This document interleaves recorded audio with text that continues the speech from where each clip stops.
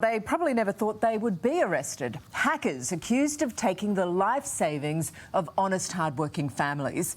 Imagine their shock when police swooped and we were there. I bet you were hoping that this day would never come. What day, cuz? 23 years old and accused of stealing a family's life savings. What do you say to the people who were trying to buy a house? What people to buy a house or for what? Where's the money now, Abdul? Money for what? Where's the gold? What gold? This man, just 20. Where was all the money coming from? He's also accused of fleecing hundreds of thousands of dollars from people who thought they were paying their bills. Where's the money now, Collins? Do you have anything to say to all of the people who lost their hard-earned cash? It's a week of action, with police making 8 arrests and recovering more than $1 million. It is your money that they are after. Protect it. Once upon a time, banks spent a lot of money on bars and vaults because the bank robbers came through the front door with guns. Now they're coming through the back door and taking money in ways that we've never seen before.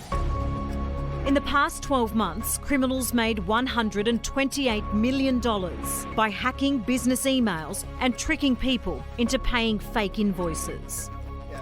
Cybercrime boss Superintendent Matt Kraft shows us just one example from earlier this year that derailed the sale of a property. The victim was expecting it. The figures are all correct, but what the victim doesn't know is that the account and BSB number have been changed. So apart from that, that is all legitimate. It's sneaky, isn't it? It's a properly formatted email. It has an address, it has an email header, time and date, but it's the details within the bank accounts that's actually fraudulent. How do these people intercept these invoices before I see it in my account? So there's a number of ways, but ultimately what they do is that they would send you some type of phishing email where they're after your credentials. Once they have your username and your password, they have access to your emails and they're able to monitor your inbox. Police! Search warrant! Open the door! Early morning, back on the streets of Sydney's southwest. Abdul's mum opens the door as heavily armed police surround her son. For more than 6 months, cybercrime detectives have been watching him, investigating his role in a sophisticated global email scam.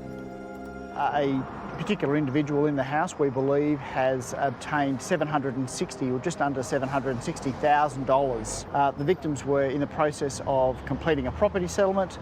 They received information to electronically transfer some funds. They did that, but unfortunately those funds were misdirected. There's a scam and then there's a scam. I mean, if you were building a home and you transferred that sort of money, devastating. Absolutely, that's somebody's life savings. Police will allege soon after the funds cleared into this man's account, security footage captures him turning the $750,000 into gold bullion. But certainly if there's gold to be located here today or that we can further seize, we will do so. Was it worth it, Abdul? I have no idea what you're on about.